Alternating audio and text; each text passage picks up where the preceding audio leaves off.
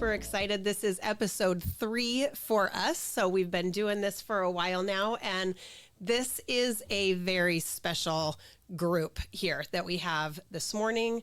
Super special issue that we have dropping hopefully soon in your mailboxes. We've got an early copy here, but our March 2026 edition we have called the Industry Icons Edition. That's because everybody here on these couches joining us this morning and in your issue are 20 plus years in the business, which for me, sitting here as an absolute newbie to the real estate industry is a little bit intimidating. I wish that you guys had been behind the scenes of the conversation we were having just a few minutes ago before recording. It is way over my head. So it is so fun to be in my position where I really just get to connect all of the absolute pros in the industry. But it's a little special for me. March is always our Real Producers anniversary. We launched in March of 2020, and we have our OG cover over here, Mr. Nick Sadek, who was our very first cover in March 2020, which we can talk about later, but went to all closed offices because something else really big was happening in the world in March of 2020. And then we have 6 years later, Miss Lisa Paragary as our cover.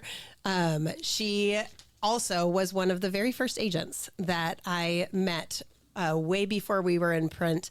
And I would say one of the first people to become a genuine friend.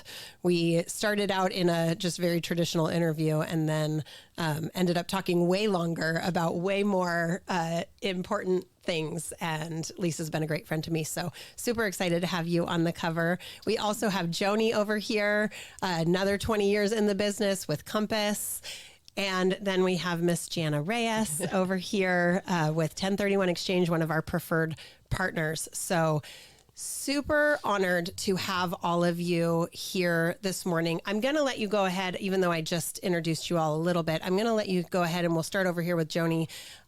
Just share for me, we know that you've all been in this industry for so long, but what does that path look like for you?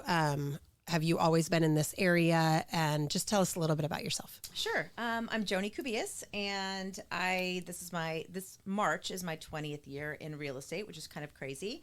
I'm originally from the Bay Area, and I'm one of those, the Bay Area transplants that are infiltrating our area. My husband and I were teachers in the Bay Area in Hillsborough, and we got married and were pregnant with our first child and thought, what can we afford here? And that would be nothing. So pregnant with our first child, we were one of those people that camped overnight in our car in Lincoln when they were building 12 bridges. Okay. And to be able to get that lot that we wanted, Yeah. So we did that, and we've been here ever since. And, 3 kids later, our oldest is now 21. And it's been a good journey. So, I was a teacher back then. And when we moved up here, I just knew that I didn't want to go back to the classroom. I couldn't imagine, I spent all my day with kids. I couldn't go put my kids in daycare and go teach other people's kids and then still have the energy. Yeah. And I couldn't be a good teacher and be a good mom. And being a good mom was more important to me. So I took a couple of years, as a stay-at-home mom, and then the poopy diaper conversations were just too much. I needed something else to kind of occupy the adult part of my brain. And my husband kept pushing me into real estate. We had a couple of condos, and I finally took the plunge and did it. And, I was pregnant with my second child when I got my license. And that's kind of the rest, they say, is history. I love it. Yeah. Thanks. Go ahead, Lisa. Lisa Paragary. I currently work with Nick Sadek at Nick Sadek Sotheby's, but I started in 1997. I had been an escrow officer and a sales rep for title companies, and pregnant, went out on maternity leave, and my husband said, "Are you really going to go back to doing what you're doing in a support capacity for these agents? I think it would be a great idea to become an agent." So that's what I did. Started working for Lion Real Estate in 1997, so 29 years ago. Wow. And I was with them for quite a while. And then Sotheby's brand came to our local region, and I realized at that point that I really needed an elevated brand for the type of business that I was doing. And Lion wasn't really delivering that for me, so went to Sotheby's. And then Nick opened a Sacramento office, and at that point I had a business partner, Steve Miller, and Steve Miller was living in Sacramento in the area where the office was open. So that seemed like a really good transition for us to go down to Nick's brand new office in Sacramento. So we have since departed as partners. Steve actually retired and is living a beautiful life with grandkids in Fort Worth. And so I'm now flying solo for the first time. And gosh, we were partners for 10 plus years. So it's been a transition for me to get back into being a solo agent. And I'm trying to mentor some great new very young agents, and that's been terrific. That's kind of my journey right now, is just figure out how this is working in my next season of real estate. I love that. I'm excited to hear more about that transition, because I am sure that that's been a big thing. Huge transition. For you. Yes. So, all right. Go ahead, Nick. Tell us about yourself. Hi, I'm Nick Sadek. Grew up in Carmichael, Fair Oaks. Graduated from Del Campo High School a long time ago. I love it. Did a couple of years at American River College and then ended up at Sac State. My dad has always been in real estate. He was a developer back at the time, did a few small subdivisions in Carmichael, so real estate's always kind of been in my blood. I think I got licensed early, mid-80s. I started with Great Western Real Estate a long time ago. And then also moved on to Line & Associates, but then ended up with my broker's license. And then kind of just did it independently for a long time. And then I was approached by Sotheby's to affiliate, do something with them. They wanted to bring the brand to the Sacramento area. And honestly, it's just been an amazing adventure. And I just feel I have a passion for real estate. And then being able to create something with amazing people like Lisa. Lisa was one of our first agents when we opened the Sacramento office. But I enjoy it. I think being able to sustain in this industry is you have to enjoy it. Yeah. And you have to feel like you're helping people. And it's, I just think of it, it's like, it's a different chapter in the book, and each chapter is different. You have your ups and downs, but overall, honestly, it's been an amazing career, and I just enjoy what I'm doing. Yeah, I love that. Awesome. Thank you. Well, thank you for being here. Thank you. All right, Jana. Okay, so I'm Jana Reyes. I'm currently the VP of Business Development for Asset Preservation Incorporated, which is a 1031 exchange qualified intermediary. But I'm 22 years a realtor. Most of that time was spent at KW, at a couple different KW offices. And what got me into real estate, I actually started in financial services. I did a stint in education, so I was an elementary school teacher for some years. And then I went into global asset management, worked at Barclays Global Investors for another stint, but that was a very travel-heavy career, lots of global travel, and I was asked to relocate and decided that wasn't for me. And my brother was in real estate. My whole family had been, investors in real estate, and so my brother kind of brought me in, and so I worked with Tom Lichtenberg, my sibling, for the first many years. And then we kind of went different ways in terms of what we liked specializing in. And I went the short sale route. He went the REO route. And so we, just built some great real estate businesses. And I got so focused on 1031 exchange that I was doing so much partnering with Bill Angove because all of my clients were exchange focused. And I was so focused on teaching the general public about how you could use exchange to reallocate. As an agent. And that was such a great opportunity for me to use my teaching skills, because I was running around doing a lot of seminars on the subject. And so when Bill decided to retire, it was a very natural transition for me to step in and start doing the education piece for API. So, which has been really great for Real Producers. Bill originally was our preferred partner in Real Producers for 1031. And then as he retired and brought you in, it's been so fun to get to know you. And we just did a Real Producers Roundtable Roundtable event back in January that you got to present at, and been getting so much good feedback about just the wealth of information that you brought to that conversation. So thank you. That was a fantastic event, because I feel like when you bring resources to agents, not only can they use those to serve their clients, but they can use them in their own lives to try to build wealth, which was really important for all of us. So I think it's clearly been key that you have such a long background in real estate as an agent yourself first, that has made your ability to present the 1031 solutions in such a meaningful and helpful, valuable way to the industry. You just clearly have such a good concept and understanding of it. So thank you. Thrilled to have you as a Appreciate that. partner. I feel like it's a huge value to the Real Producers community. So thanks for being here. Thank you. Thanks for having me. Okay, so as I listen to just all of your very long resumes and experience, I mentioned this before, but I was brand new to anything in the real estate industry at all when I came to bring Real Producers to Sacramento. I had a journalism background. I had no concept. I needed a friend to sit down and explain to me the difference between an agent and a broker. So I was as green can be, but it was fun to put this issue together, and you'll see it when you get the issue, but I wrote a little bit longer of a publisher's note for this month, just kind of reflecting, as I always do in March. For me, it's my anniversary. But even just reflecting on my own change over the last 6 years and thinking back to how incredibly nervous I was 6 years ago, sitting down with all of you, interviewing you, trying to understand your roles, and feeling there's no really better way to say it than like a complete imposter in this space, trying to pretend I knew what I was doing when I didn't.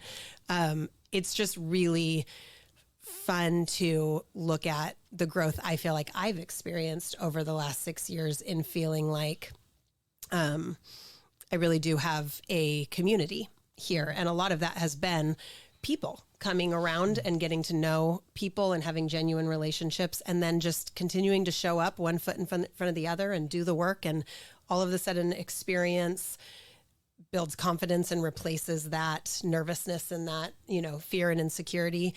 So I'm just curious if you think back to your first days in this industry and first jobs, first experiences.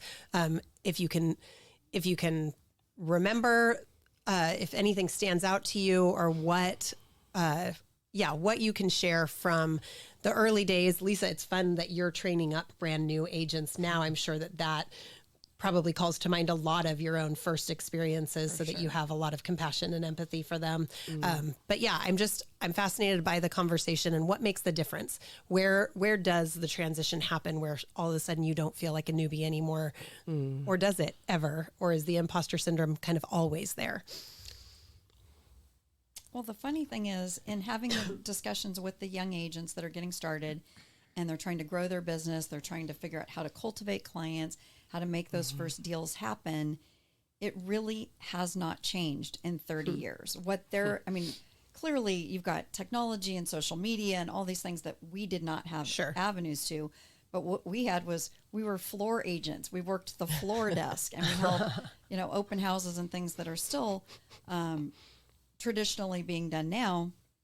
But I think the misconception for a lot of people is that if they know a lot of people and they have a lot of people in their sphere and they have a network, that automatically transitions into, I have a lot of clients. Yes. And that just simply isn't true, because every single person they know 10 real estate agents. And there are people that I think get into the business just assuming that those personal relationships are what are immediately going to translate into business. And it took me 18 months as a new agent to have my first deal. Yeah. And that first deal was very rocky and almost didn't even happen. And so you do 18 months of working really, really hard, spending a lot lot for free. Yeah. Like, people aren't paying you in advance. Right. You're losing money, actually. You're losing a lot of money. It's an expense, and it has gotten even more and more and more expensive as the expectation of what we're providing at the levels of service and money that we're spending, and how we're disseminating, their listings, and how we're getting the word out there.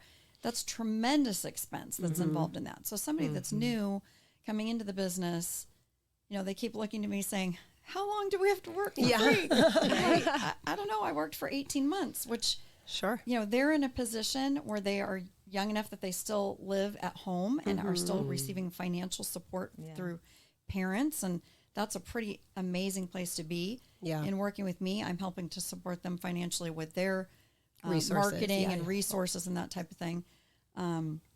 It's a tough industry to pop into and think that you're going to have some level of success. Yeah. I mean, what is the adage that, 85% of the business is done by 5% of the agents? Absolutely. I mean, that is incredibly true. Well, Yeah. it It is turnover rate that incredibly 80% of agents get out of the business in the first 5 years. Yeah. And it makes sense. I mean, it's a capital intensive business. Yeah. You are starting a business. It's a small business that you're starting. You have to have capital to make that happen. And people get into it just thinking, if I, hold an open house here or there, I'm going to pick Sure. up buyers. And obviously things have changed a lot with the buyer broker compensation agreement, where buyers have to be tied to a specific agent. So as much as things have progressed and changed and automated and become, very technical with technology, Some of the same things. a lot of the same Stay. things, Same the issues growing occur. pains, and how do we make this work and how do we make any money at this is exactly the same as it was when I started. It's not a this part-time 20 job. Yeah. It is Right? You not can't do a this part-time job. halfway. Yeah. And be successful. Well, and I It's think not it's a part-time interesting that you said, they think if they've got a big network and they know a lot of people that automatically that will translate. But I know the saying, a client will become a friend long before a friend will become a client. And I that's found true, that too. to be incredibly true. And it's kind of heartbreaking when you first come in because you're like, you're my friends. Don't you want to use me? But they don't. I think the people that know you don't see you in that new In the capacity. professional, like a different right. hat. Yeah. It's hard for them to make that switch. So I dealt with that a lot. And I'm sure that's true coming into. Well, and even being, like I just said, everybody knows 10 real estate agents. So sometimes the deciding factor is the fact that they don't know me at all. Right. And they have to decide between 10 personal Yeah. friends or the market expert. And it's a lot easier for them to explain, well, we went with The a market. top producer, we went with the Yep. market expert, we went with somebody who we felt had a lot of potential clients to buy our. So it almost gives them relief to select somebody that they Right. don't know personally. And sometimes, though, that's a gift. That you're not working with your best friend, Absolutely. or, Absolutely. your uncle who. Oh, I prefer it because now. they would take, and so when those things happen, Yeah. and they don't happen as much anymore because 20 years in, I've kind of earned that Sure. position. But in the beginning, I mean, you start real estate with very thin skin, and it develops. It gets thicker and thicker as Yeah. the years go on, and you weather more storms, and deal with disappointment. There's a Yeah. lot of disappointment in this industry, but you have to be able to rise above it, and you can't take it personally. Yeah. How long did it take you to get your first listing? Listing, I you mean, remember? my Or first first sale was like sale? 6 months. Okay. But it was new construction. And so I didn't really, it wasn't a real thing. Okay. But as far as I would get so nervous before every listing presentation. And I remember before I got into real estate, when I was a teacher, I was also an aerobics instructor. And I remember my mentor aerobics instructor said, the first 1,000 classes are really hard. And then you'll get it. And I kept thinking, okay, the first 1,000 listing presentations are really hard, but then I'll get it. And so not to, just be discouraged when it wasn't natural. And now, everything just rattles off, and it's more about connecting with the client than it is, does everything look perfect? And, where you're just talking at him for 40 minutes. It's not, that's not how you get the listing. And you learn that over time. But I think it takes having those repeated experiences to have that confidence. Yeah, repetition. If I can chime in on being a part-time agent or a full-time agent, makes a huge difference. When I started, I had another career, another business, but I felt I was doing a lot of stuff, but there was no results. I was just kind of spinning my wheels. And one time I ran into a client from my other business. I owned Photo Labs back in the late 90s and early 2000. And she said, Nick, I want to come introduce you to I was also a real estate broker at that time. I want to introduce you to my family. We're here at P.F. Chang's. She said, everybody meet Nick Sadek. He's my photographer. And in the back of my mind, I said, I'm doing something wrong. Yeah. So that's when, honestly, it kind of gave me a wake-up call to try and focus and concentrate. And if I want to do real estate, I needed to jump in and do it 100%. And that's going to be my career. Because a lot of people don't want to work with a part-time agent.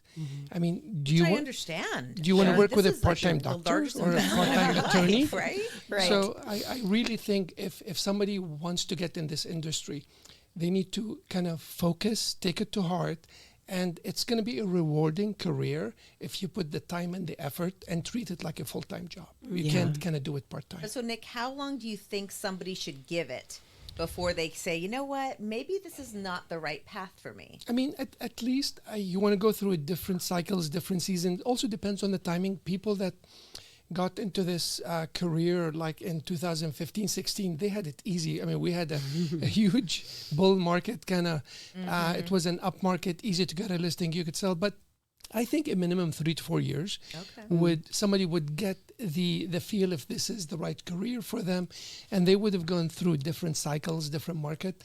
But I honestly feel if somebody puts in the effort, it's an amazing career. It's a really, really amazing career. What about you, Jana? Boy, I was trying to think back to my history because I jumped in and my brother was already entrenched in the business. That really helped because I think that having a good mentor is a game changer. I mean, for some of these people that come out into real estate and don't have guidance, you know, they're living only the hard knocks life, right? Whereas if you've got somebody who has already built some business, they've got some, you know, a marketing system, they've got some procedures around how they manage their business, and you get to benefit from that and watch it happen real time and have conversations with a mentor that has seen some things. It's really helpful because, as everyone in this room knows, every transaction is unique. There's always some kind of obstacle that occurs, and how you navigate that obstacle takes some skill, right? And the truth is, if you've got a mentor that can chime in and give some potential solutions, that can really catapult you in the business very quickly. And so it's kind of like right now, my nephew, he's killing it. He's in your top 500, and he's a new agent. He's really young, but he grew up in the back seat of my brother's car, right? And so my brother was selling real estate for 25 years with his children, like, hey, we're stopping to show this house. Hey, we're going to go install this sign. We've got to go change this lockbox. And so kids hearing that, you know, like that mentorship of exposure, it's like, you know, that preps you for dialogues and how to navigate and negotiate and handle, you know, client situations. And it's interesting because sometimes you'll meet someone who's been in the business for 30 years, but they've been part-time, or they didn't sell most of the time, or they did very few transactions. And that person isn't nearly as seasoned as maybe a 3-year agent who's done 50 deals a year for those 3 years.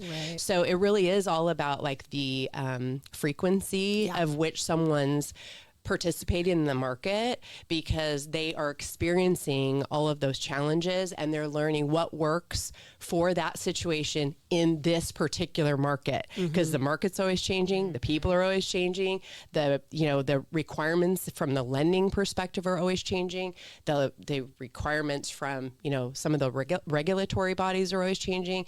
Just so much change is always happening in real estate, which honestly is the only reason I stuck around for it, because I feel like it's so exciting that the career is never stagnant. It's just this constantly developing, interesting, ever-changing experience. And so kind of going back to these younger people, they really serve themselves well if they find someone that they can, you know, kind of get under that wing and try to learn some of the things so they don't have to make the same mistakes that someone else can tell them about. Yeah, it's huge. I love that. I'm curious what, speaking of like it never being stagnant and always changing, I'm sure over decades you have seen big swings and changes. Yes, in the market being, you know, highs and lows that way, but even just some of the most, what can you think of that have been some of the most like dramatic changes over in the way that you do your job? Or, I don't know, can you think of anything that you've seen that's, surprised you over the years? Or if, as you look back and you're like, yeah, we don't really, that's not. I mean, technology has been a big factor. I remember when we would look up listings, we'd get the weekly MLS book. There was no pictures. When did the book stop? No pictures? Because I never there saw was the no book. pictures. No just pictures. line item, Yeah. like Gracious. lines of the book. It was pretty funny. It's when the MLS came online. I think it was in the 90s, maybe. Yeah, it was like I think it was like 1997 maybe, in the or mid 98 or 90s. something. And then we'd print the listing. It was on a dot matrix printer. So there was no pictures. Okay. And thank God for GPS. What's your triplicate favorite change, contract. and what sorts of things do you miss and wish, if I could go back and just, it was simpler back then? I will say my favorite change was text messaging. That was a game changer, because when you're out in the field and you're with someone, right, and then your phone's ringing, you don't really want to take that call, right, because you're trying to show this person respect and attention that you're with, right? But when text messaging became a thing, it was such a game changer, because you could glance down, see, okay, my next appointment is running late, or switching gears, or that got canceled. To me, that was just such a game changer in terms of being able to, manage so many activities at once, because it's such a task-filled career. Yeah. There's just so many things coming at you from different angles. And so just having that ability to have that silent communication coming at you so you could redirect on your watch, was you can a just game glance down changer. in the middle of the meeting. Yeah, and just do that. exactly. I mean, it's a game changer. But you know what? With that, the downside of that, I feel like, is the response time requirement is Yes, ridiculous. The expectation. The expectation of immediacy, And it's just unhealthy. The number of hours per day. Like, people You're feel like expected. it's okay to send you a text message at 1 a.m., 4 a.m., 6 a.m. And I'm one of those moms that no matter how old my kids are, my phone is always on and next to my side table. And so For the I'm getting kids, that- not for your clients. So I'm getting these text messages. And honestly, I do think, even though they say they don't really expect a response, I do feel like clients, in the back of their minds, they really would prefer that you respond at midnight when they send a text. So the technology is a blessing and a curse, because Sure. everything that you do, wherever you are in the world now, you are accessible. And I do remember being on family vacations in, 1999, where I'm like, hey, you guys, I'm going to have to go to the business center. You got to wait for this fax to come in. I'm then going to fax the fax to my client. They're going to sign it. They're going to fax it back, and then I'm going to fax it. So I would spend, 2 or 3 hours in a business center, but then I would kind of be done with it. Sure.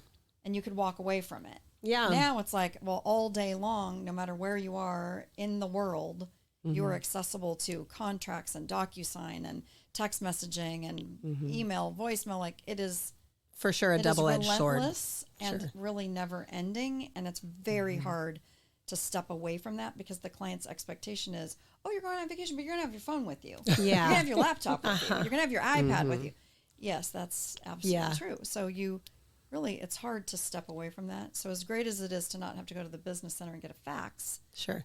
there was something about being able to shut down that we now really, I feel like we don't Yeah. have don't the have. ability. Yeah, it's and even if we have 24/7. the ability, it's really hard to. I mean, The guilt, I if you joke do. about this. I actually take my phone into the shower so that I can respond while I'm showering, to make sure that by the time I get out of the shower, I'm not inundated with how much I have to respond to after I'm out of the shower. I do not take my phone. Oh my in the shower. goodness. So I was That's going to where I say, draw where's the the line. line, everyone? I'm curious. That's like, wow. I know that might sound extreme, but honestly, it's like, I don't want to feel like I'm behind already when I'm like, oh, I've been in the shower for 10 minutes. Now I have 10 minutes of things to respond to. I can talk to Siri and be responding while Yeah. Do you remember when we had to, or I did back then, we'd present the offers in person to the sellers? 100%. That's And big now if change. you mention that, they look at you. Like, what's why going would you on? come over? What's happening? That's Right. awkward. We don't do things face I to did face that we one have to time, present. like 10 years ago. I said, I'd really like to present this in person. And the agent was like, well, why? It's so weird. Like, because I want to make this one special. It was for my sister, and it was like, Yeah. But nah, it just doesn't happen anymore. No. I mean, really, the only time I will do something in person seems to be with older people now who maybe aren't technologically savvy, or I I don't want them to sign something on DocuSign that maybe they didn't understand and they're just like clicking through. Yeah. But yeah, you're right. It's nice that you customize for a certain type of you client that I mean, you is going have to be more. to have a business Yeah. to be successful. One size does not fit No, all. no. But I also think, like, piggybacking on what Lisa was saying, is that you have to be able to set some boundaries, or else this business will swallow you whole. Right. You know, so to keep your mental health in check, you know, like when I'm meeting with clients and we're doing our initial buyer consultation or listing consultation, I'll let them know. So if I'm with another client and you call, I'm not going to answer the phone, because I'm giving that client the same respect that I'm giving you right now. And so just making that clear, and I'll get back to you, you know, as soon as I can. Just know that I haven't forgotten about you. I'm just with another client. Yeah. And same for text messages. If you send me a text at 10 o'clock at night, if I'm asleep, I won't respond. If it's an emergency, I will call you back. Otherwise, or we'll deal with it. If it's not, it'll wait till the morning. Right. And that's just setting those expectations up front. Yeah. I think is important too, so that they respect you as a person and not just you work for us. Any other tips? Because I think for longevity in this business, you have to have some sort of boundaries, structure, ability to protect your own. It's not sustainable otherwise in some way, or I would assume, but maybe not. Maybe I'm terrible at it. Okay, I am 20 years of the phone in the shower. Like people, no, I mean, really. Yeah, and you know, speaking of that, I feel like what's unique about real estate and really any other kind of, you know, solopreneur type of industry, like a CPA firm or, you know, attorney, real estate professional. Unlike a lot of businesses, like when you have been in the same industry for a long time, over the course of time, you actually work less because you kind of are able to be more effective with the time that you have, right? But when you are in real estate or you're an attorney, you're a CPA, what happens is you actually work more the older you get, because your client base just keeps growing and growing and growing, right? So you had some clients, now you have the client's kids, now you have the client's grandkids. It just keeps growing. So your number of clients is expanding even though you are aging, right? And as you're aging, you really want to work less, but you're working more because you're just stockpiling more and more clients.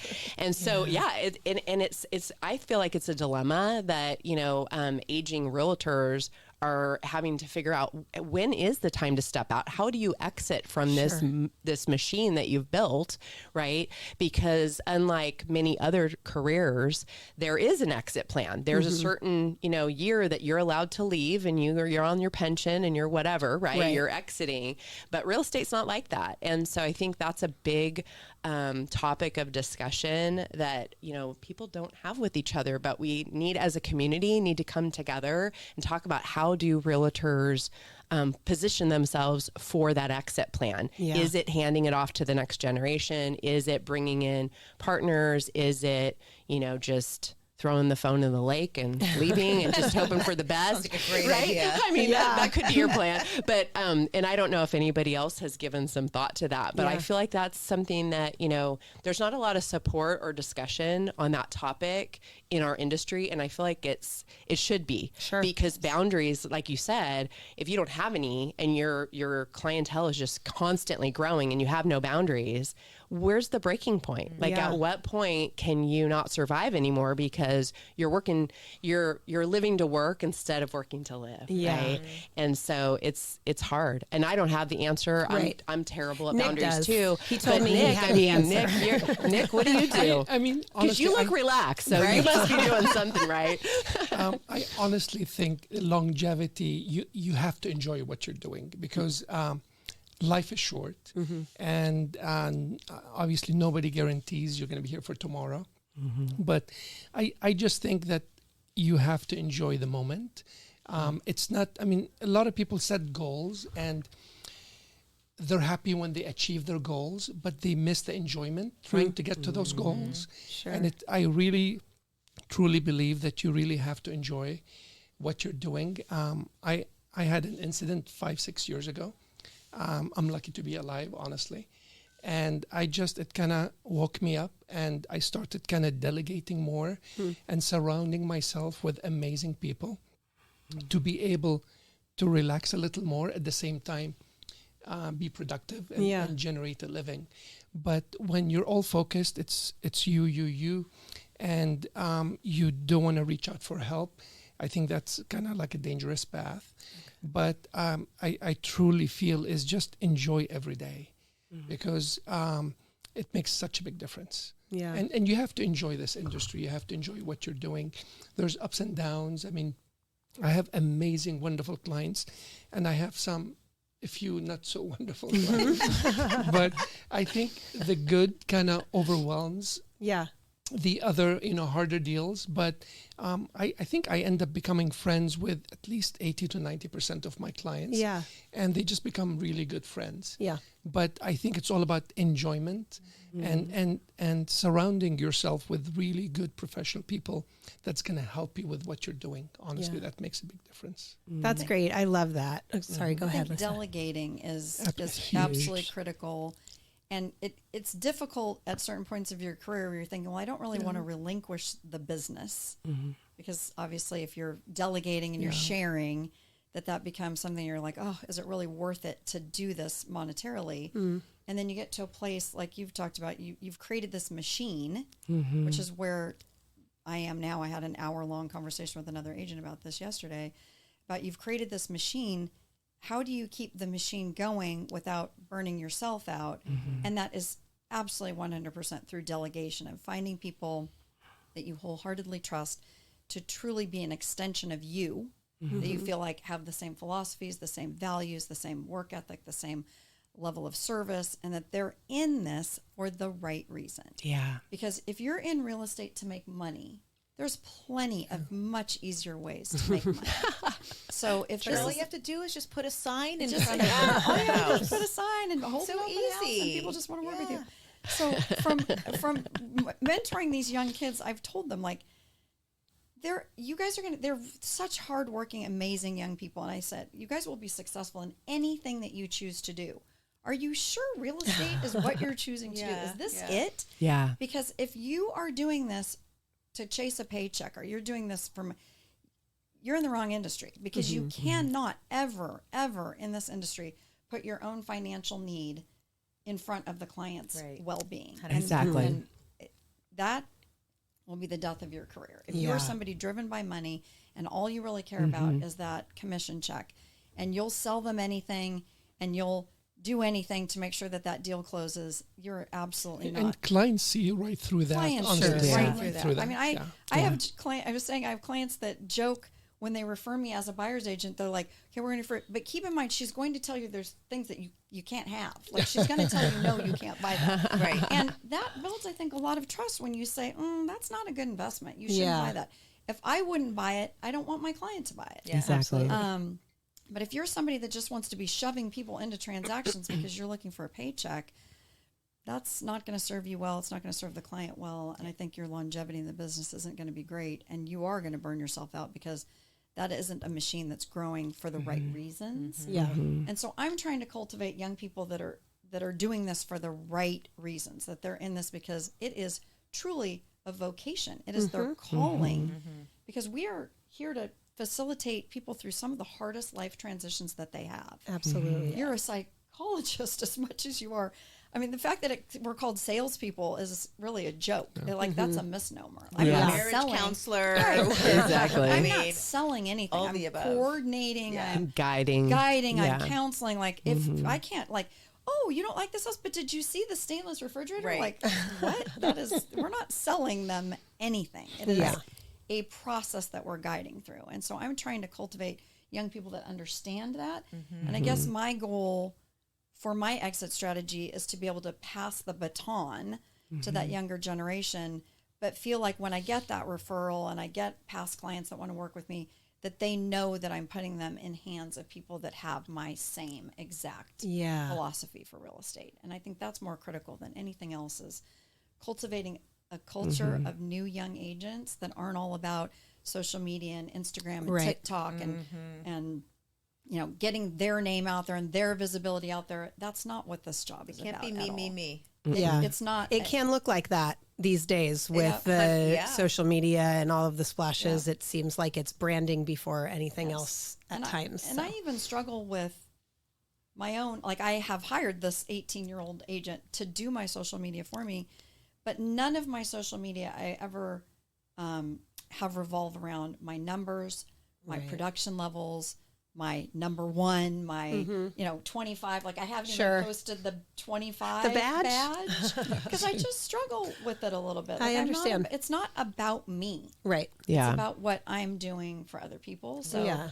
I know that there's a balance between making sure that people understand you're credible and you have the experience and you've earned it. Even though she is number one. Yes. But I have clients that have said to me, and I actually cherish this, and I feel very grateful that they've said to me, hey, I did a deep dive. Like they came from the Bay Area and somebody was at, and I did a deep dive, and you're the number one agent you're huge. for Sotheby's. And I'm like, yeah. And they're like, it's so funny. We thought we were your only client. And that was That's the biggest compliment. I was like, oh my gosh, Yeah. I love that you thought that I am just cultivating this one little client, and I want every client to feel like they're my only client. That I've got time, and maybe this is why I'm so tired. Yeah, and why I answer the phone in the shower, because I want to make sure that everybody feels like they're getting me, that they're getting represented, that I'm there for them.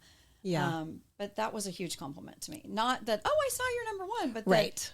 that you thought we were your only client. Like, how great is that? Yeah, because it's intensely personal. It's intensely personal. It's kind of like raising kids. You want every child to think that they're your favorite. Right. Absolutely. Yeah. You're my special and I'm going to drop though, everything for you when you need me. Yeah. And if there's a crisis, I'm there. If there's something you need right now, I'm there. Like, that is absolutely. And that's the job. Because it's called agency. That's what it is. Yeah. It's agency. And agency is representing the best interest of another person. Yeah. That's what agency is. Yes. But a lot of times, like you said, we get, or in social media world especially, the focus goes off of that completely. And there's not really an understanding of that's what the job really is. It's true agency for another person. Yeah. And guiding them to their best interest.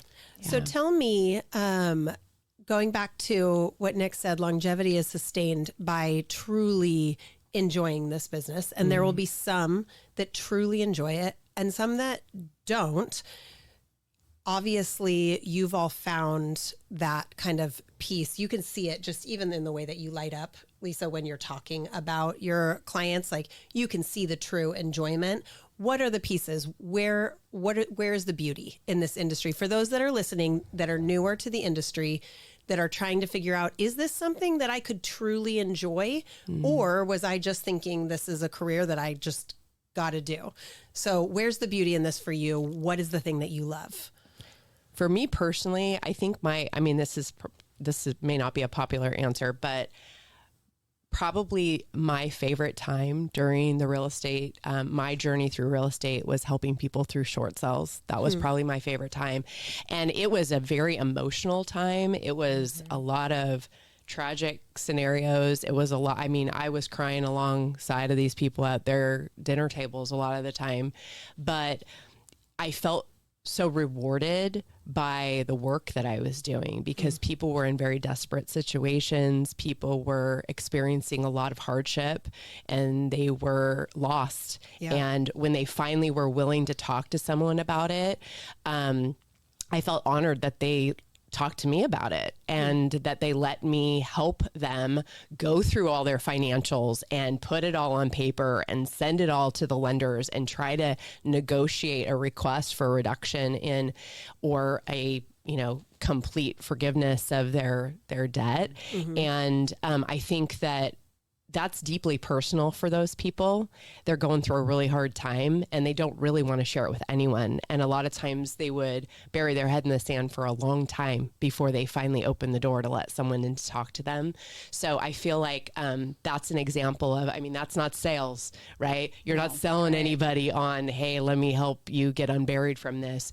It is truly, like a pastoral kind of role. You're helping this person try to figure out, like, this is the darkest time in their life. They're trying to figure out how do they, because sometimes it's because someone died, sometimes it's because they lost their jobs, divorce, all these things were happening during that time when we're in a deep recession, people are suffering. So I feel like that was probably my I mean, it sounds weird to make that be my No, but greatest that joy. was rewarding But that's for the you. most rewarding time where I felt like being part of the real estate industry was important work. It was good work. Love that. And Yeah. sometimes it's the little things. I had clients I've been working with for like 4 or 5 years.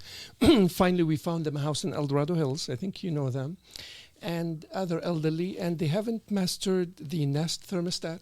So every time if it's either too cold or too hot, he would FaceTime me. And my wife is looking at me, and then I'm telling him, push in the middle. Now it's red, turn it to the right, and I'm able to set the temperature through FaceTime. But honestly, just little things like this give you joy that they reach out to you for little things like this. And it's just kind of, honestly, customer service and building relationships with your clients, it goes a long, long way. But isn't that just, I mean, that is a perfect example of two sides of the coin. You could have a perspective of that making you giggle and endeared to your clients and finding the enjoyment in that. Or you could be absolutely annoyed at your client and like, I can't do this anymore. They want me for every little thing. So I think that's the enjoy difference. it. I think that's why if you feel like you're enjoying it, I think it gives you the longevity. Yeah, that's great. Yeah. And those, honestly, those FaceTime calls for however many years it takes, when they eventually sell their home, Yeah, they're going to call there's you. no question that they're calling Nick to get that home sold. So Yeah. the years of cultivating that relationship, sometimes it even happens with, you've got the listing and it happens to be somebody else's buyer that's calling you for all of this customer service. And at the end of the day, when they decide to sell that home, they're calling you because you're the person that has been there, that has FaceTime them through the thermostats and help them with, the little nuances of the house as the listing agent, like, hey, do you know how this works and that works? And it really is so relationship driven. Real estate really is very relationship driven. It's not, again, people get into it. They're like, I love houses. I love looking at houses. I love touring houses. Real estate's my passion. A house is not who you have the relationship with. You might think a house is beautiful. You might think it's great. It is the life story that is with every single transaction. And some of them are terribly sorrowful, like where you leave and you're just like, like I am just devastated by what's going on here.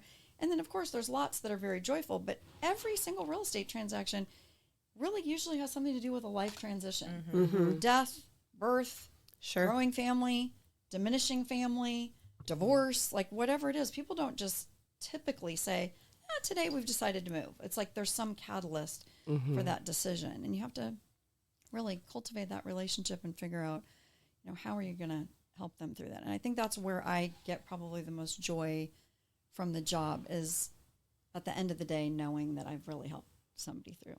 Yeah.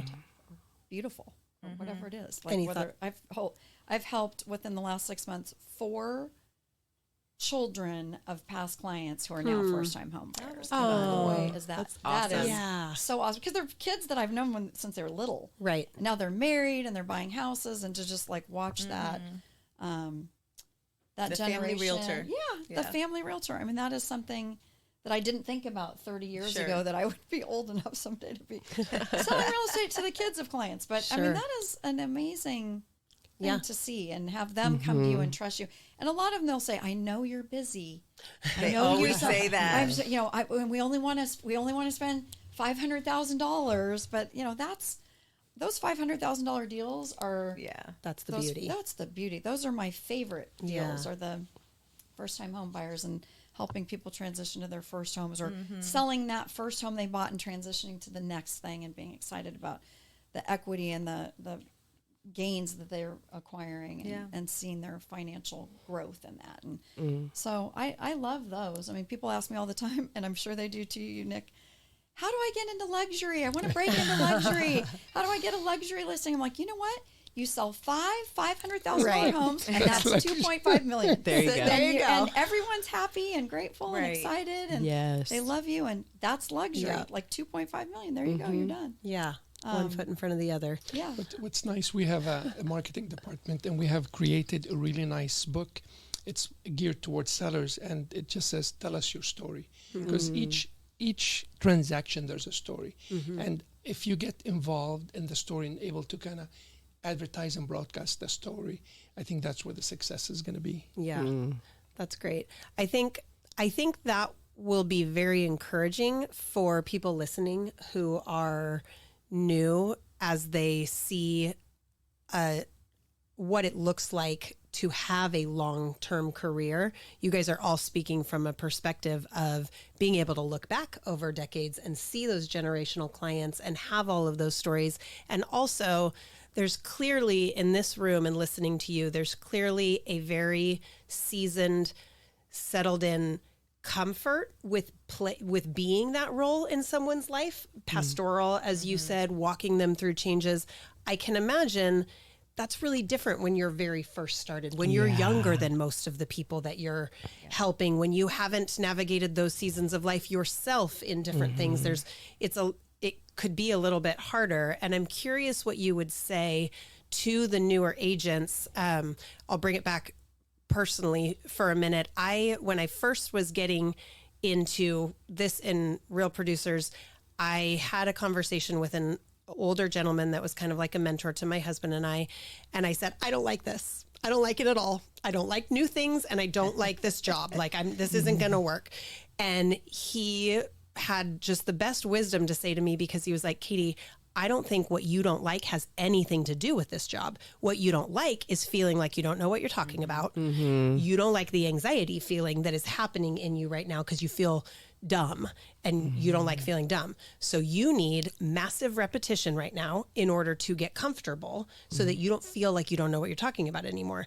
And that's only going to come with time, but speed up the process. Because for you, the problem right now is you don't like feeling insecure.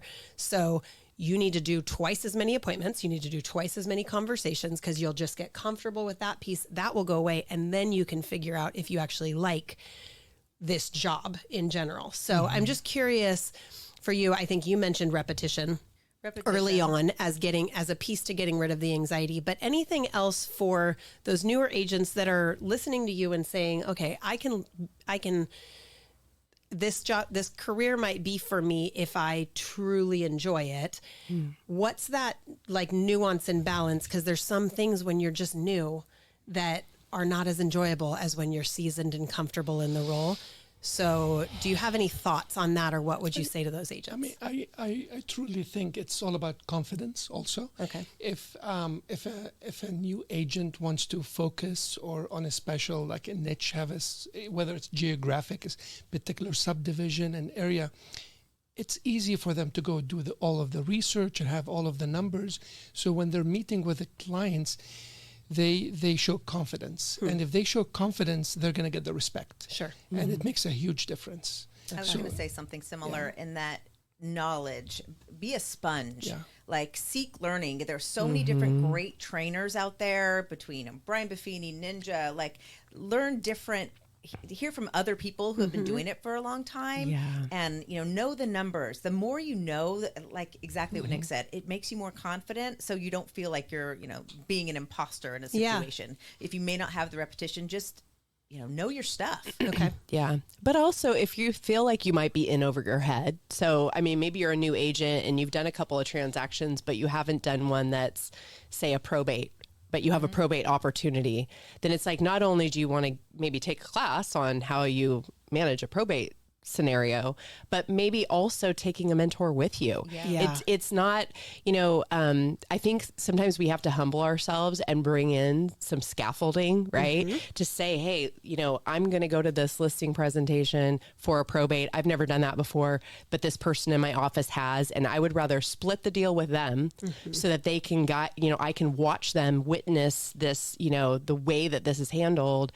Than going there and trying to do it myself and probably not land the listing because I can't show that I understand the nuances of this type of transaction, So I think everything always goes back to mentoring. And when you're ready to go out on your own, you go out on your own. Yeah. But when you're not, you pull in help. And I mean, I was in the business a really long time and I would still like bounce stuff off of lots of people. Like if I had something weird happening with a client, I'm like, call it a few of my realtor friends. Like, have you ever seen this? Yeah. Like, I mean, you have to do that because it's like you need other people's feedback doesn't matter how long you've been in the business, there's always some new weird thing that will pop up. And That's great. Yeah. Every deal.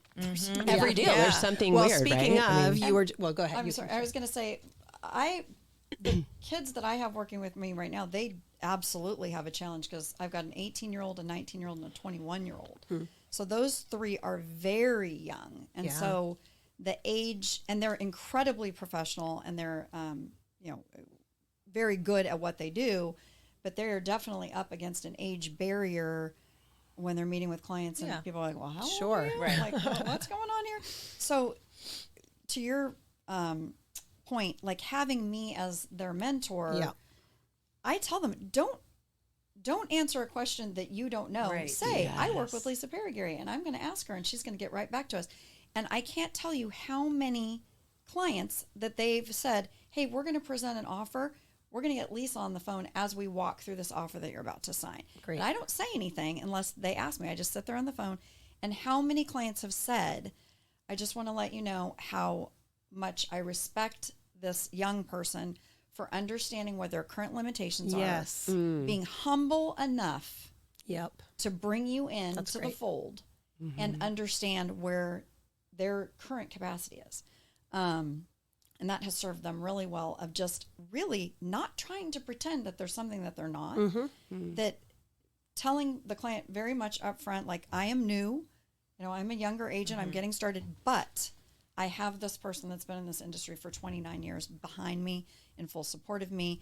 I've said, if you want to go on a listing appointment together, I'm happy to do that. If you just want collateral material that co-brands us, and you don't even want me to be there, but you just need that name. So I think bringing a mentor that you can trust, that again, I have their best interest at heart. I don't even charge them money to help them. So it's like, I just want to have this extension of me. So for me, it's really important to be cultivating, again, very good people that are doing the right things. And so I tell them, don't answer a question that you don't have the answer to. Right. Yeah. And as much as I love them to be educated about the market that they're working in, there's going to be things where this person just asked me this, like, how in the world do I even respond to that? And I'll say, that's a question I've had 10,000 times. This is what you're going to say. And I'll send them a text and they're like, okay, that was great. Yep. But to have somebody that you're under their wing and that they're just really trying to help you grow and expand your knowledge and expand your businesses. I think when you're starting out, start at a brokerage that has a great training program. Because you've got to learn the foundation and the fundamentals in the beginning and not as you go along, right? So I think that's huge. When I first started with Lion, you had your mentor for the first 4 transactions or so.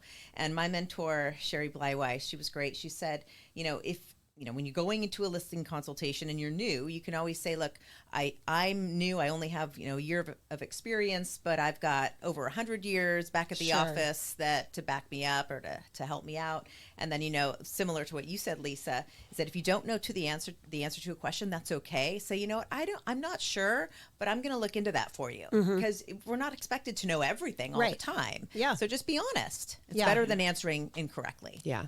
Well, and because the critical piece of the relationship is the trust, right? You want the client to trust you. When you're honest with them that what you don't know, you're building trust just by nature of admitting when you don't know something and you're going to research it, right? Yeah. So that's great advice. That's great. And then going back just a little bit on the side of always being a wealth of information, but also always learning new things. I know we were just having a conversation off camera before, but you were talking about how there is always new things, no matter how long you've done it in the business or done this business, that you are learning and upping your skills, re-educating yourself. So I wanted to give us a chance to revisit a little bit of that conversation. Love that. So I personally am selling an investment property right now. We're trying to purchase a replacement property that's in a very busy, robust market where things are selling multiple offers very quickly. So it's difficult to try to time the sale of the rental property with the acquisition of the new property with a 1031 exchange. And so Jenny, I have heard... Jana. You're fine. So Jana, I've heard about a reverse exchange, and I had always been told in the past that it was kind of a cost prohibitive way to go about doing a 1031. But then got some more recent information that I think may not be the case. So I'd love to hear about a reverse mortgage and what that is and what that order of operations would be for that. Of course, yeah. So a reverse exchange is done a little differently than your reverse exchange. Sorry, Jenny corrected it. Jenny took care of it. Yeah. So Jana, I don't know anything about reverse mortgage, but I'll talk about reverse exchange. So with a reverse exchange, for people who don't know what that is, it is a 1031 exchange still, so it's a tax-deferred exchange. But instead of relinquishing the existing property first and then buying the replacement, the party is actually buying the replacement first and then relinquishing the existing property. And the reason people do that is because, as you mentioned, sometimes it's an inventory shortage issue. They're afraid that they won't be able to find, identify, and replace the property in time with the timeline restrictions set forth by the tax code. And so they'll want to purchase the replacement first and then have a little bit longer period of time to actually sell the existing property and kind of take some of that pressure off. But it does require a parking arrangement. What a parking arrangement is where we, as the exchange accommodator, the qualified intermediary, we actually set up an exchange accommodation title holder. So it's an entity that actually parks the property. So typically we'll park the replacement property. We'll actually step into the purchase contract of the property you're buying as a replacement. We will actually hold title to that property, but we'll buy it using your funds. So typically you'll have cash available on hand to make that purchase via that parking arrangement. If you don't have the cash, then you can engage with like a hard money lender or private money lender that's willing to lend on a reverse, which is sort of a niche kind of financing because a lot of lenders won't lend to a borrower who's not going to be on title to the property at purchase. So that's why it's so niche. But we will then park that property and then you will have 180 days to sell your existing property. So if you're trying to sell multiple properties and pool the money into one replacement, it's a pretty popular option. I wouldn't say it's cost prohibitive for everyone. It depends on kind of the value of the property that we're talking about. So if somebody's selling a really small property like a condo or something that's $250, maybe it wouldn't make a lot of sense to engage with a parking arrangement for a reverse exchange.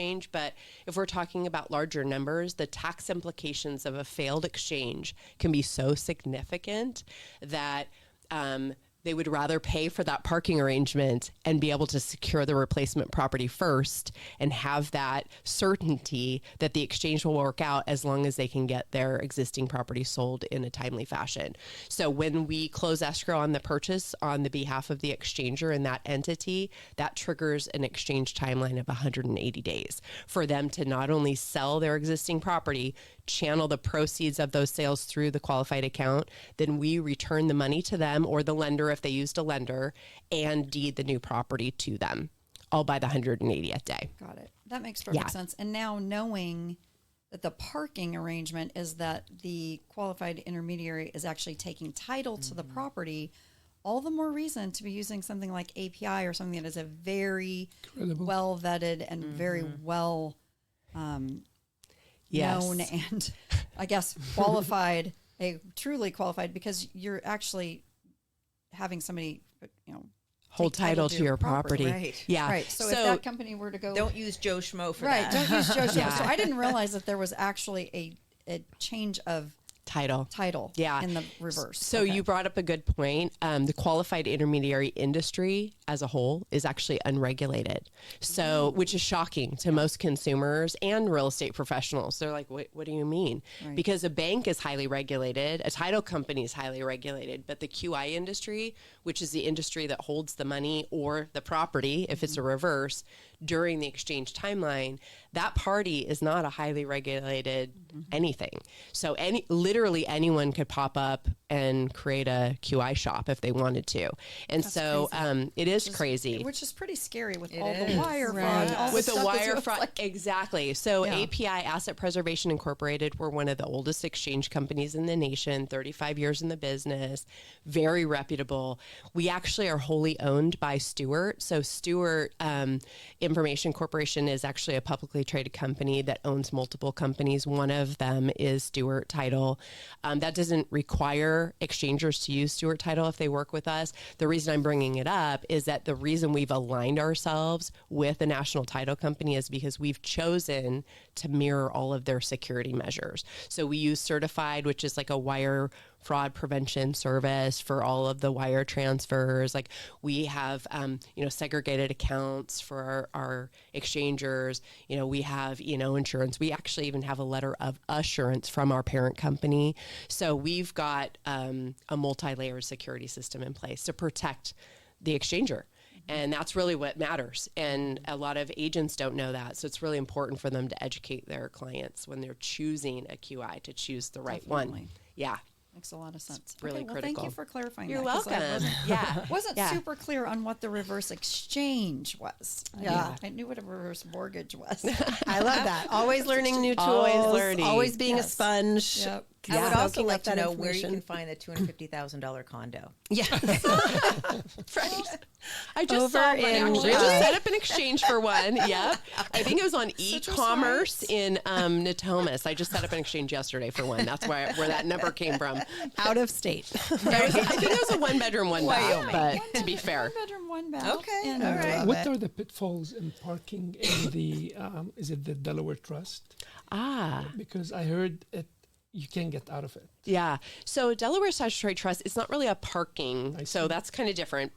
Parking arrangement related to a reverse exchange is different. But a Delaware Statutory Trust, that is a replacement option on the back end of 1031 exchange. So when somebody's exchanging out of actively managed property and they want to invest passively, if they want to go that route, then the Delaware Statutory Trust is one of the options. How easy is to get out of that? So that's a good question. You actually can't just get out of it at your will, okay? Because it is a illiquid investment. Think of it this way. I mean, if it's $100 million building and you own a sliver of it, just because you decide you want to exit, they're not going to sell the whole $100 million building. So it's actually an illiquid investment. There's no secondary market for your portion, your fractional ownership. So when people go into those, they're going into them planning on being in it for the full cycle of the investment. So if the investment projection hold time is 5 to 7 years, you're planning on being in there for 5 to 7 years. At some point during that ownership journey, you'll get a letter saying this property is being sold. Do you want to exchange again, or do you want to cash out and pay the tax? And so then you can set up another exchange, and that exchange could bring you back into the local market as another replacement. But it is an illiquid investment, which is why you have to be an accredited investor to go into them. You have to have $1 million net worth, excluding your primary residence, or have income. I think it's 250 or more as an individual, or 300 as a married couple filing jointly. Yeah, because they don't want people going into illiquid invest. When I say they, I mean the government, right? It's a regulation. Yeah. I love it. See, I told you all the pros, and I'm sitting here going, well, let's get into our Fast Five and talk about favorite ice cream flavors. All right. No, I'm just kidding. Thank you guys so much for all of your wealth of information and just experience. I think it really is very encouraging for both agents that have been in this industry a long time to get to hear kind of the camaraderie and hear the shared stories, and then also for newer agents to be able to listen to and see kind of where their career is projected to. But we're going to wrap up now because we're at time, and this is one of my favorite things to do on this podcast. We call it the Fast Five. I'm not going to ask you any incriminating questions, but I do want you to answer the first thing that comes to your mind with these. They have nothing to do with real estate. They're just fun and informal. And we'll start with Joanie and go all the way through to Jana, and then we'll go back around for these five, and it'll just be a fun way to wrap us up. So I promise we're going to start with super easy, but please tell me, are you a morning person or a night owl? Middle. 7 a.m. Oh, that's I get up at 7 a.m. Okay. But I can't get up at 5. Okay. My body doesn't function. Okay. So 7 a.m. Middle. But then how late do you stay up? 10:30. My watch goes off at 10:30. You are regulated, you know. Okay, Yes. 7, 8. So middle. We didn't get an either or. Go ahead, Lisa. Morning or night? If I had to pick one, I would probably say night, but I feel like it varies day to day depending on because real estate, What you have to do, we don't yeah. have a regulated schedule. So some days I have to be up really early and be at like a Sure. podcast show. But if you could choose. And do a showing beforehand. But if I had, I would say probably night owl. Okay. I Yeah, had to like pick on one. vacation or if you could choose. Yeah, I would rather sleep in and stay up late. Amen to that. I'm right there with you. All right, Nick. I think I'm both. Okay. So I usually go to bed midnight, and I'm usually up 6:37. Oh, look at you. Okay. All right, both. I would say I'm mostly a night owl. Okay. Yeah. Staying up late. That's when I get into like a. If you get a really surge of energy, hyper-focus, which time do you get the surge of energy? Morning or I night? would say I'm very hyper focused in the evening. Okay. Same here. Same here. My husband's a psycho. He's up surge of energy at 5 a.m. So, Oh gosh, no. okay, introvert or extrovert, and don't say both. How did you know? That's what I wanted to say. I'm an introvert. Okay. Introvert. Extrovert, Introvert. introvert. Introvert. What? A whole room of introverts, and you've been in this industry this many years. That's fascinating to me. Okay. I love it. Favorite ice cream flavor? Go-to ice cream flavor. Handles Spouse Like a House. What is Spouse Like a House? If you haven't had Spouse Like a House, you are missing out. I've never even heard It is malted vanilla with peanut butter ripples and chocolate covered pretzel balls. Oh my gosh, that sounds What? delicious. Why is it called Spouse Like I don't know. And my husband's like, is it really called Spouse Like a House? And I had to prove I it love to him. it. Yes, it is called Spouse Like a House. Okay. I actually have them on my favorites, my telephone favorites, because I don't have it all the time. Okay. So I have to call. I'm an ice Okay. cream girl. Do you have Spouse Like a House? Oh I'm my like gosh. the crazy lady that calls. I love it. I'm so glad you knew that right off the bat. Oh, yeah, it's easy. Okay. Coffee Haagen-Dazs. Lisa, are we twins? That's I'm not my even making it absolute up. favorite. Haagen-Dazs coffee, not any coffee. No, Haagen-Dazs only coffee. Haagen-Dazs. Right. Like if I'm, Their coffee is way It's better than anybody than else's. anything else. Okay. Yes. Coffee ice cream from Haagen-Dazs. Same. There's a new place at the fountains, I think it's called Salt. Salt and Straw? Salt and Straw.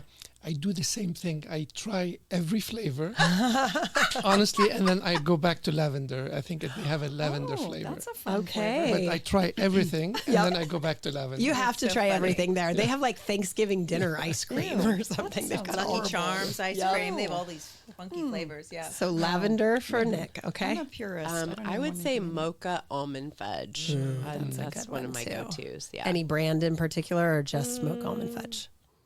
I don't think so. I mean, I just really like that one. Okay. Yeah. I love it. All right. What's your favorite type of music? You're turning on the radio.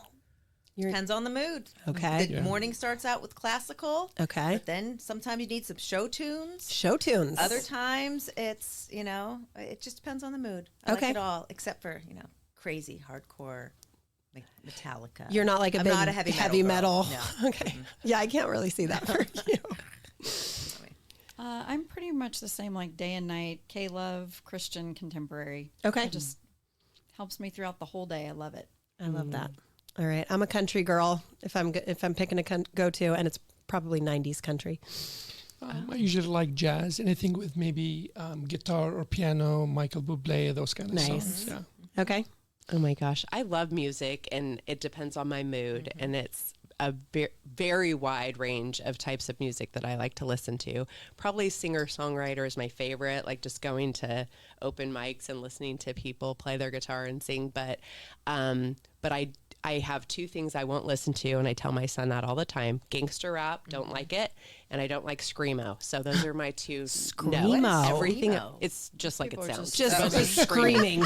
So I tell my 19-year-old, those are the only two things I can't listen to Yep. while I'm driving. Other than that, Yeah. I'll listen to anything. Okay. That's good. All right. And our final one going to wrap up with what, in your opinion, is the absolute worst household chore? What are you going to avoid, pass off to somebody else, and as long as you can, what's your worst household chore? The most annoying, whatever. For me, it's ironing, but it's because it was my punishment in high school. Okay. So when I would get in trouble, or instead of grounding me, because I'm an introvert, I'll happily stay home, my mom would give me hours of ironing. Wow. So it's just... Yeah, so that's got a trigger. Okay. That's good.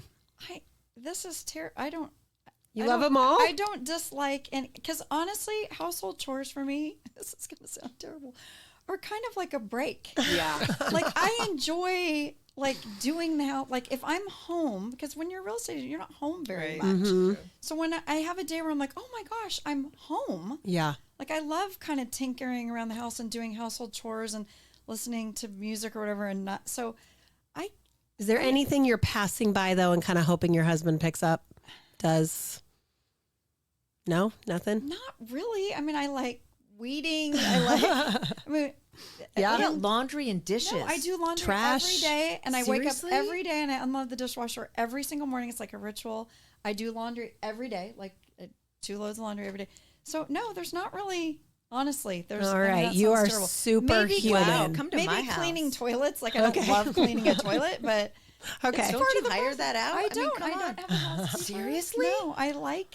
Oh gosh, It's like Lisa. it's literally like a break. That's so sad to say. Making that out us loud. all look bad. Your cover agent for March 2026. People like to go on Cleans vacation. their own I toilet. like to clean the toilet. No, I don't. I love it. no. I mean, it. Honestly, I don't get to be home very much. Do Yeah. any of you spend very much time at home? Did you? How feel about like when I'm your in kids my were car little? all Was the there? time. How about when your kids were little? Anything that you were just like, if I have to do this When one more the kids time? were little, I even did our own yard work. Like I had Oh a my mower. gosh. I did the lawn mowing and everything because it just felt like just a fun time to be able to not. I don't know. That sounds awful. It doesn't sound awful. It sounds awesome. I choose to believe you. I do hire out window Okay. washing. I don't attempt to do Sure. our own windows or that kind of thing. So I get, if I Okay. could though, I would, but they look horrible. They just like giant streaks in them. But All right. I mean, love it. It sounds absurd, but no, I there's not really anything I hate Okay. around the house. Well, I will leave the crusted on pots or rice cooker to soak until my husband, we play a little game of chicken of who's going to finish that one off sooner. I'll do all the rest of the dishes, but the ones that you have to really get in there and scrub off, I will avoid those and hope that somebody else Somebody else magically does it. has the energy to get to those. So The thing I've been procrastinating is I have a lot of boxes in my garage. Okay. I need to go through them. I've moved about maybe 3-4 times in the last 5 years. Oh my Okay. So I have a lot of boxes, but I just need to go through them and You don't need them. Yeah, Nick. the Throw decluttering. them away. You Sure. haven't needed them. but for mentally 3 or 4 I just need to see what I'm throwing away. I'm going to end up throwing them, but just mentally I have to see what I'm throwing Yeah. away and then I'm going to throw away. I'm the same. But I've been procrastinating that for a long time. So. Okay. Yeah, That's you a good didn't ask one. us what things we didn't want to. It was chores. Okay, sorry. specifically. It could be widely Then my interpreted. chore, my horrible chore, is like monthly receipt reconciliation. The Oh, there you go. piles And piles of papers and receipts and all. That's my Okay. nemesis, but not. That's I don't consider that like a household chore. But That's fair. That anyway, so there's that things I counts. hate to do, but it's not really related to house chores. Okay, gotcha. I'm just going to shout out to my housekeeper. Her name is Jana. She does a great job. It's not that I don't like chores. It's just that same thing. It's like I don't have a lot of time. And I noticed that when I clean my house, it takes me about 3 days. And when she does it, it takes her about 3 hours. Sure. So it's just a better use of her time than mine. Absolutely. And she's amazing. So That's awesome. And you're employing somebody else. exactly. Amen. Yeah. Amen. Everybody benefits. Yes. I love it. Well, thank you guys so much for being here this morning. Thanks for being on the podcast. Thanks to everybody who was listening. We have an exciting month coming up. March 16th is our Toast to the Top event, our very first event of the year with the new Top 500 list. So that is very exciting. I hope you all have your blue and white outfits picked out because that's the theme. Have some fun with it. Don't get too stressed out about it. And we'll see you there. And then we'll see you again in April for our next Beyond the Pages. Thanks, everybody. Thank you.